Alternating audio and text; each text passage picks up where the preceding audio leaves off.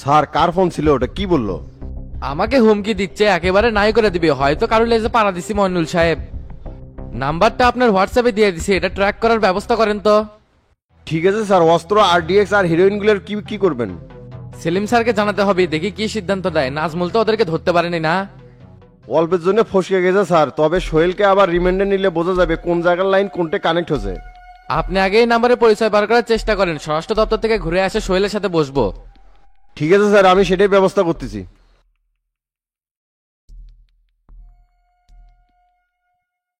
আমার এত টাকার মাল ডিবি আটক করলো, ওরা জানলো কেমনে মঞ্জু ভাই? আমার সকল প্রসেসিং এ ঠিক ছিল, তোমার লোকের মধ্যে থেকে সম্ভবত তথ্য লিক হচ্ছে। এটা অসম্ভব, আমাদের মধ্যে থেকে এটা কখনোই হয়নি। নিজেদের ব্যর্থতা ঢাকার চেষ্টা করছেন। মনে রাখবেন, এই মাল নিরাপদে পৌঁছে দেওয়ার জন্য 20 লাখ টাকা নিয়েছিলেন। আমার লাইন গার্ড ঠিকই ছিল, ঢাকার মধ্যে যে টিভি ধরবি এটা তো ভাবিনি। এই হামিদি দেখিচ্ছি বড় ডিস্টার্ব। তাই বলে মঞ্জু ভাই 6 কোটি টাকার মাল হজম করে দিবি? কেমনে কি করবো কন্ত? যেহেতু ডিবির হাতে চলে গেছে, আপাতত কোনো উপায় দেখিচ্ছি না। তবে ডিবি অফিসে সরাসরি অ্যাটাক করে এগুলা উদ্ধার করতে পারো। কি বলেন, ডিবি অফিসে আক্রমণ করতে বলতেছেন? তাছাড়া তো আর কোনো ওয়ে দেখিচ্ছি না, তবে ডিবি অফিসের রবিকের সাহায্য নিয়ে এই কাজটা করা যেতে পারে। সেটা কেমনে বলেন তো? হামিদ মইনুল যখন অফিসে থাকবে না, তখন একটা মুখোশ পরা চৌকস টিমকে পাঠাতে হবে। 2-4টা লাশ ফালালেও গাড়িটা মাল সহ উদ্ধার করা যাবে। আর সকল তথ্য আমাদের রফিক দিয়ে সাহায্য করবে। যে পরিস্থিতি দেখতেছি, এটা করা কি ঠিক হবে? কৌশলে করা লাগবে, যাতে করে ওখানে কেউ চিনতে না পারে বা কেউ ধরা না পড়ে। এরফান, এত টাকার মাল উদ্ধার করতে গেলে একটু রিস্ক নেওয়াই লাগবে। এছাড়া কোনো বিকল্প উপায় নাই? না, আর তো কিছু দেখিচ্ছি না। একবার যদি মালগুলো দিবি অফিস থেকে স্বরাষ্ট্র দপ্তরের অধীনে চলে যায়, তাহলে তো আশা ছেড়ে দেওয়া লাগবে। গোছানো প্ল্যান সব এলোমেলো হয়ে গেল, ভাগ্যিস কেউ ধরা পড়েনি। তুমি একটা কাজ করতে পারো, সাবেক স্বরাষ্ট্রমন্ত্রী মতি স্যারের ছোট ভাই লিয়াকতের সাথে বসতে পারো। ওর সাপোর্ট নিলে তোমার জন্য এই কাজটা করতে সুবিধা হবে। লিয়া কথা আমার বন্ধু ভাই, ওর সাথে আমি কথা বলে নিই। উনি, আপনি টাকা ফেরত দেন, কাজ তো ঠিক মতো করতে পারেননি। এটা কোনো কথা বলে ইরফান? কাজ মনে হয় তোমার সাথে আজকে নতুন করিচ্ছে। অ্যাক্সিডেন্টলি হয়ে গেছে, আর টাকা তো আমার কাছে নাই, সবাইকে দিয়ে দিছি। সবকিছু ঠিকই ছিল, গ্যাঞ্জামটা তো ঢাকার মধ্যে লেগে গেছে। আপনারা তো ভাই টাকা নিয়ে খেলা, সব প্যারা এখন আমার পার্টি, কি বুঝামো? কোনো প্যারাই নেওয়া লাগিচ্ছে না, যে বুদ্ধি দিলাম সে মোতাবেক কাজ করো, তাইলেই হবে। আর শোনো, সাবধান করে দিচ্ছি, ডিবি হামিদ কিন্তু খুব চেষ্টা করবে এর মূল হোতাক বের করার জন্যে। এমনিতে অনেক প্যারা নিয়ে আছে, এই ডিবি হামিদের ব্যাপারটা আমি দেখিচ্ছি। ঠিক আছে, তুমি তাহলে দেখো, আমি উঠলাম। আচ্ছা ঠিক আছে, যান।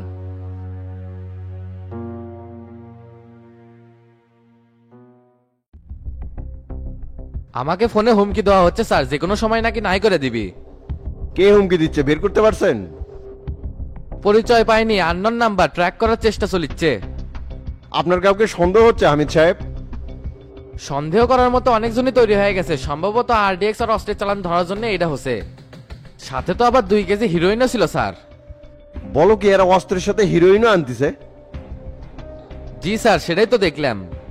তো এই চালানের সাথে কয়জন ছিল? 2 জন ছিল স্যার, আমরা প্রাণপণ চেষ্টা করছি তাদের ধরার জন্য, কিন্তু পারিনি। আদাবার বস্তি থেকে যে সন্ত্রাসীটিকে ধরলেন, ওর মুখ থেকে কোনো কিছু বের করতে পারছিলেন? জিজ্ঞাসাবাদ চলমান আছে স্যার, সম্পূর্ণ হলেই সব তথ্য বের করতে পারবো। তবে মতির ছোট ভাই লিয়াকত আমাদের টার্গেটে আছে। টার্গেটে থাকলে গ্রেপ্তার করেন, আর ওসি খালেক এখনো গ্রেপ্তার হয়নি কেন? এটার দায়িত্ব তো স্যার আমাকে দেওয়া হয়নি, আজ স্যারের অফিস থেকে হ্যান্ডেল করিচ্ছে। এই জন্য তো দেখতেছি গ্রেপ্তার হয়নি এখন। আইজি কি ফোন দেই তো।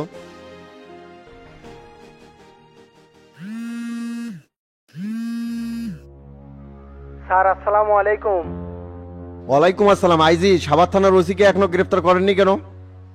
গ্রেপ্তারের নির্দেশ তো দিয়ে দিছি, তবে খালেকের লোকেশন তো পাওয়া যাচ্ছে না। পাওয়া যাচ্ছে না মানে? আইজি, নাটকবাজি বাদ দেন, 24 ঘন্টার মধ্যে আমি খালেককে লকআপে দেখতে চাই। জি স্যার, আমরা সর্বাত্মক চেষ্টা করতেছি অফ ধরার জন্য। চেষ্টা যাই করেন, ওকে আমার চাই। ঠিক আছে স্যার।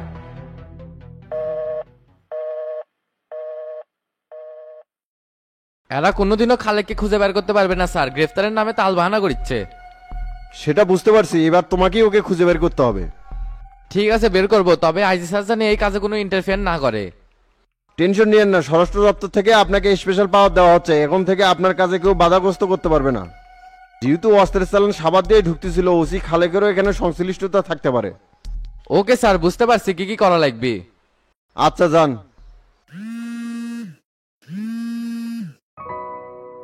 হ্যাঁ শামসু বলো। আপনি কি এখনো স্বরাষ্ট্র দপ্তরে আছেন নাকি? হাতে কিছু কাজ ছিল আর ডিবি প্রধানের সাথে কথা বলতেছিলাম।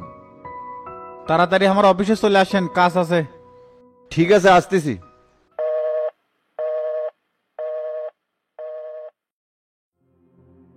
তারপর আশরাফ সাহেব বলেন, এবার আপনার কথা শুনি। প্রতিরক্ষা মন্ত্রণালয়ের দায়িত্ব পাওয়ার জন্য আপনাকে অভিনন্দন জানাচ্ছি স্যার। আশা করি আমরা ভালোভাবে সবকিছু করতে পারবো। এই দেশটা পরিবর্তন করতে চাইলে আমি কিন্তু একা পারবো না, আপনি ডিজিএফ এর প্রধান, আপনার সহযোগিতা গুরুত্বপূর্ণ। জি স্যার, বুঝতে পারছি, আমি আমার সর্বোচ্চ দেওয়ার চেষ্টা করব। দেশে অবৈধ অস্ত্র, বিস্ফোরক, মাদক এগুলো যে সীমান্ততে ঢুকতেছে, আপনাদের কাছে কি কি তথ্য আছে বলেন তো? সীমান্ত এলাকার কিছু কুচক্র মহল এগুলো নিয়ন্ত্রণ করতেছে স্যার। আমার টিম মাত্র 3 জনকে গ্রেপ্তার করছে, তবে পাহাড়ে বিশৃঙ্খলা বাড়ানোর জন্য পাশের দেশে চাল হতে পারে এটা স্যার। পাশের দেশের চাল বলতে আপনি কি বুঝাতে চাচ্ছেন? আমার কাছে সর্বশেষ আপডেট যেটা আছে সেটা হলো পাহাড়ি এলাকায় উগ্র সন্ত্রাসীরা রাজত্ব করতে চাচ্ছে, যাতে করে দেশে বিশৃঙ্খলা তৈরি করতে সুবিধা হয়। এটা করে ওদের লাভ কি? পার্বত্য অঞ্চলকে বাংলাদেশ থেকে আলাদা করার পরিকল্পনা নিচ্ছে স্যার। নওগাঁ সীমান্ত দিয়ে বেশ কিছুদিন হলো অপরিচিত কিছু লোকজনের আনাগোনা লক্ষ্য করা যাচ্ছে। কি বলতেছেন? অপরিচিত লোক দেশে ঢুকতেছে কেমন করে? নওগাঁ নির্বাচন অফিস অবৈধভাবে টাকার বিনিময়ে ভুয়া নাগরিকত্ব দিচ্ছে, সাথে যদি মোটা টাকা দেওয়া যায় তাহলে পাসপোর্টও বিক্রি হচ্ছে স্যার। তার মানে পাশের দেশের দুষ্কৃতীরা নাগরিকত্ব নিয়ে দেশে ঢুকে যাচ্ছে? এক্স্যাক্টলি স্যার, আমরা ব্যাপারটা নিবিড়ভাবে পর্যবেক্ষণে রাখছি। এর সাথে ইউনিয়নের মেম্বার, চেয়ারম্যান এবং নির্বাচন অফিসার পর্যন্ত জড়িত আছে। তো এদেরকে গ্রেপ্তার করছেন না কেন? আমরা একটু সময় নিচ্ছি স্যার পুরো টিমকে ধরার জন্যে। তার মানে ষড়যন্ত্র খালি দেশে না, দেশের বাইরে থেকেও করা হচ্ছে। তে মূল উদ্দেশ্য কি বলেন তো আশরাফ সাহেব? জনতা পার্টিকে ক্ষমতা থেকে সরানো এবং দেশের সার্বভৌমত্ব নষ্ট করা, যাতে দেশটাকে করাত রাজ্যে পরিণত করা যায়। না, এরকম করে হবি না, এই শালাকের বীজ ধাতু উপড়ে ফেলতে হবে। আপনাদের ভিতর দুষ্কৃতীরা কিন্তু ঢুকে পড়ছে, এদেরকে খুঁজে বের করেন, না হলে সংস্কারের কাজ কিন্তু এগোতে পারতেছি না। এইরকম তথ্য আমার কাছে আছে স্যার, আমরা অভ্যন্তরে একটা তদন্ত টিম বসাছি। যদি সত্যি এরা নিজেদেরকে গোপন করে রাখে তবে আমাদের হাতে ধরা পড়তেই হবে। আমি দেশটাকে মনের মাধুরী মিশিয়ে সাজাতে চাই আশরাফ সাহেব, এই জন্য সকল ষড়যন্ত্র রুখে দিতে হবে। আমার জন্য দোয়া করবেন স্যার, আপনার এই স্বপ্নের সারথি যেন হতে পারি। দেশ ও জনগণের স্বার্থে আমি জীবন দিতেও প্রস্তুত আছি স্যার। আপনার জন্য দোয়া সবসময় থাকবে, আর অবশ্যই আপনি আমার সাথে থাকবেন। তাহলে এখন আমাকে অনুমতি দেন স্যার, চলে যাবো। সেনাপ্রধানের সাথে কনফারেন্স মিটিং আছে। ঠিক আছে, যান। আর আগামীকাল সন্ধ্যে 7টায় আমার অফিসে অবশ্যই দেখা করবেন। ওকে স্যার, আসসালামু আলাইকুম। ওয়ালাইকুম আসসালাম।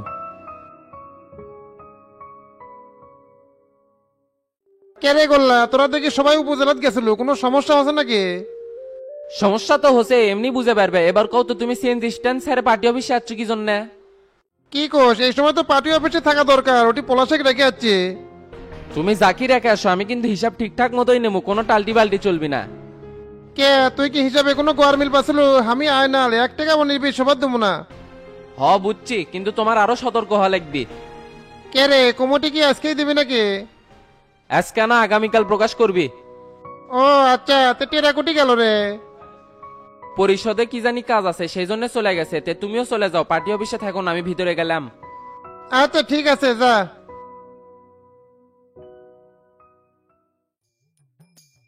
কে রে গোল্লা, কেবল আলু নাকি? না, অনেকক্ষণ আগে আসছি, আইনাল ভাইয়ের সাথে গল্প করছিলাম। তে তুমি বাইরে ইনকে ঘুরবা কাচ্ছ গা? ভিতরে মিটিং চলেছে, মুরব্বীর মধ্যে না থেকে বাইরে অপেক্ষা করছে। কেটে কেটে ভিতরে আছে? সভাপতি তোতা ভাই, শফিক চাচার হাবিব ভাই। কে রে, আজকে কি কমিটি দিবি নাকি? আমি তো সঠিক জানি না, তবে আগামীকাল দেওয়ার সম্ভাবনা আছে। দেখ গোল্লা, আমি কমিটির জায়গা পাই আর না পাই তাতে কোনো আফসোস নাই, কিন্তু মাদারি জাহাঙ্গীর জানো কমিটির কোনো পদ না পায়। তুই চাচার সাথে ভালো করে কথা কোস।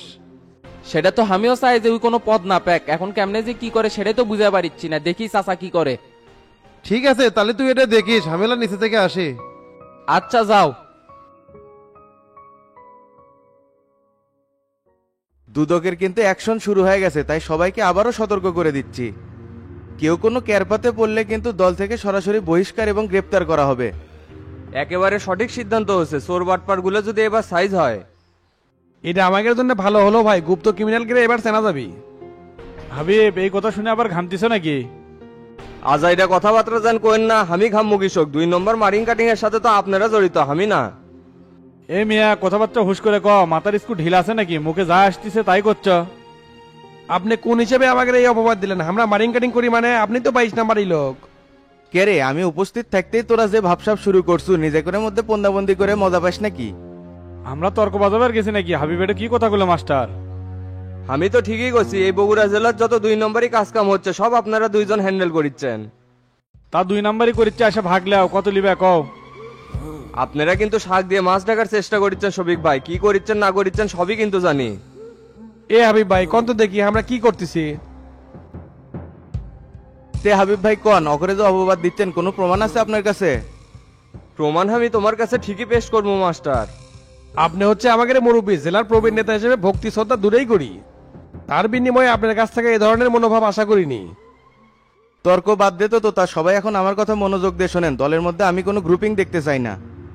এটা কি আমরা করেছি ভাই? হাবিব ভাই তো দলের মধ্যে গ্রুপিং তৈরি করতেছে। হাবিব যে কাঁচামারা মাঠে নামছে, উদ্দেশ্য হলো তোমার সাথে আমাদের সম্পর্ক খারাপ করে দেয়া। মানুষের সাথে মানুষের সম্পর্ক এত সহজেই কি নষ্ট করা যায় শফিক ভাই? না, কথা তুমি ঠিকই কছো মাস্টার। তে পৌর কমিটি কখন ঘোষণা করবে চাচ্ছ? আজকে রাতে সকল সিবি যাচাই বাছাই করে শামসুর কাছে একটা লিস্ট পাঠামো, তারপর ওই সিদ্ধান্ত দিবি যে কি করা লিখবি। তবে আমি সবার নামই পাঠামো, কারো নাম বাদ দেবো না, যাতে করে এককভাবে কোনো সিদ্ধান্ত না নেওয়া হয়। উত্তম প্রস্তাব ভাই, আমরা মানে নিলাম। শামসু ভাই যে সিদ্ধান্ত দিবি সেটাই হবে। হাবিব ভাই কি বলেন?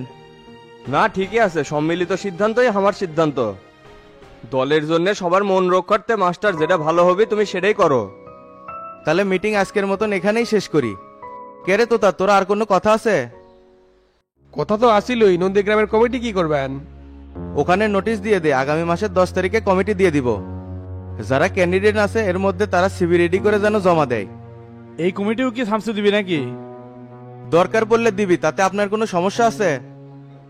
না, সমস্যা থাকবে কিসে, জিজ্ঞেস করলাম আর কি। তাহলে আমি উঠলাম, রাত্রেবেলা সবাই আমার অফিসে চলে আসেন।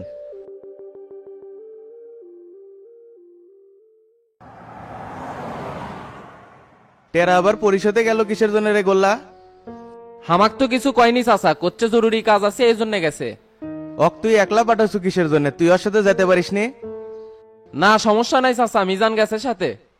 কে রে, গত মাসের সিএনজি স্ট্যান্ড আর বালুর পয়েন্টের টাকা কি ঠিক মতো বুঝানি ছিল? বুঝে লিছি, কিন্তু সিএনজি স্ট্যান্ড থেকে কামাই কম হচ্ছে। চাঁদার পরিমাণ বেড়ে দিলে বেশি হলো নি, খরচাপাতি অনেক। না না, বাড়ান যাবি না। আমি তো চিন্তা করছি রাস্তার চাঁদাবাদি এগুলো বন্ধ করে দেবো। বন্ধ করলে পৌরসভার থেকে লিজ বন্ধ করে দেন, তাছাড়া আমরা ছেড়ে দিলে অন্য কেউ দখল করবি। আচ্ছা দেখি, শামসু এবার আসলে আলোচনার মাধ্যমে একটা সিদ্ধান্ত নেব। তার টেরা পরিষদ থেকে কখন আসবে আছে? দুপুরের পরেই চলে আসবি, চলেন আমরা বাড়ির যাই। আচ্ছা চ।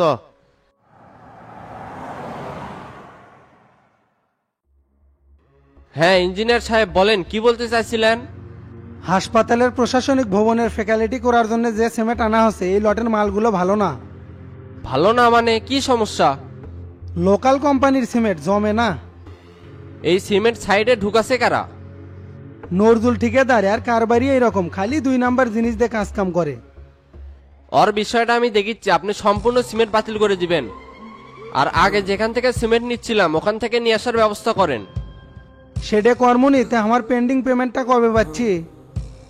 এই বিষয়ে আমার বড় ভাই শামসুর সাথে কথা বলতে হবে, যেহেতু অ্যাপয়েন্টমেন্টটা উনিই দিছে। কত টাকা দিবে না দিবে সেটা আমি কথা বলে দেখবনি। ঠিক আছে, সমস্যা নাই, তবে কন্ট্রাক্টরটা পরিবর্তন করে দেন, না হলে কাজের গতি বাড়াবার পাচ্ছি না। 2 নাম্বার জিনিস দিয়ে তো কাজ কাম ভালো হয় না। আপনি কোনো চাপ নেবেন না, আমি সবকিছু ক্লিয়ার করে দিচ্ছি, হাসপাতালে কাজ যাতে ভালো হয়। আমি শামসু স্যারকে ফোন দিয়ে বলবো নাকি? টাকার একটু দরকার ছিল। না না, আপনার বলার দরকার নাই, আমি কথা বলে টাকা দেওয়ার ব্যবস্থা করবনি। আর নজরুল ঠিকাদারের সকল পেন্ডিং পেমেন্ট আটকে দিবেন, অকার কোনো টাকা দেওয়া হবে না।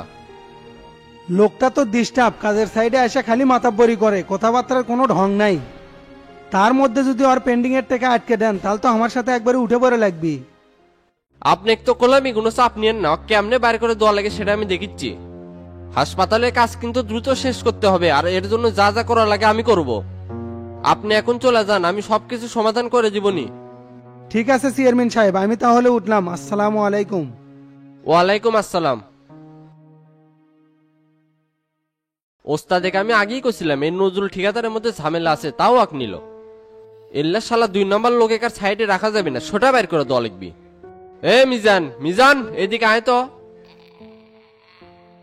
জি ভাই কোন চাচারা কি পার্টি অফিসে বাড়িতে গেছে নাকি? অনেকক্ষণ আগেই না গেছে। আচ্ছা যা গাড়ি বার কর, আমরা বাড়িতে যাবো। ঠিক আছে বের করিচ্ছে।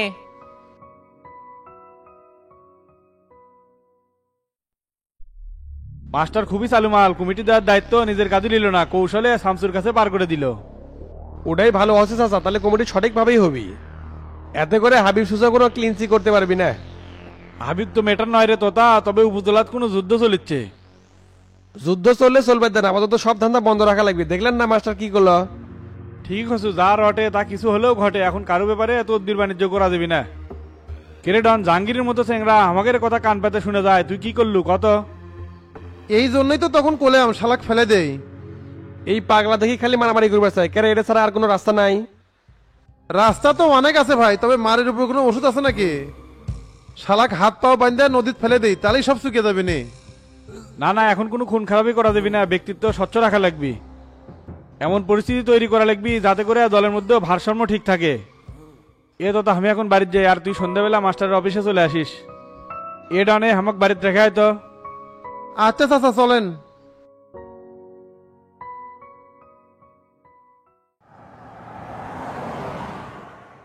কমিটি তো কালকে ফ্লাশ করবি রে জাহাঙ্গীর, তবে সবার নামই থাকবি। সবার নাম থাকবি মানে পূর্ণাঙ্গ কমিটি দিবি নাকি?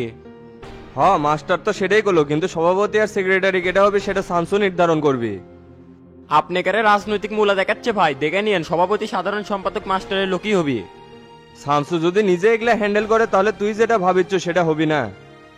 আর মাস্টার যদি তলে তলে ফন্দি ফিকির করে তাহলে এরকমই হবে, আর ইনকা হলে কিন্তু প্রতিবাদ জানামই। আর একটা বিষয় তো কয় হয়নি, আমি তো শফিক তো তার ডনের কথা হাড়ি পেতে শুনছি। তাই নাকি? তে কি শুনছো? ওরা আপনি যে কোনো ভাবে সিবাত ফেলে মাঠ দখলের পরিকল্পনা করিচ্ছে। আরেকটা কথা, মজনু হত্যার মামলা তো তোতা তুলে নিচ্ছে। কোষ কি কেমনে তুলে নিবি? এতই সহজ, মুখ দিয়ে কোলো আর হলো। মজনুর বাপে 20 লাখ টাকা দিয়ে বিষয়টা ঢিসমিস করে নিচ্ছে, আর এরা দালালি করিচ্ছে নরেশ উকিল। জব্বর খবর সংগ্রহ করছো, ওই কেমনে মামলা তোলে সেটাই এবার দেখমু। এই মামলা খায় তো তোতা সিপি তুলছে, এত সহজে এর থেকে রেহাই পাবে দেমু ভাবছো? ঘোড়ার আড়াইশাল এইবার দেমু। এরা এটা করার আগে বিষয়টা কিন্তু শামসুক জানার লাগবি ভাই। তা তো জানামই, দেখ খালি ওকে এবার কিভাবে বাস দেই। এখন কি বাসাত যাবেন নাকি অন্য কোনোটি যাবেন? বাচ্চুর দোকানের দিকে চ, মার্কেটে কি বলে সমস্যা হচ্ছে চ দেখে আসি তো। আচ্ছা ভাই ঠিক আছে।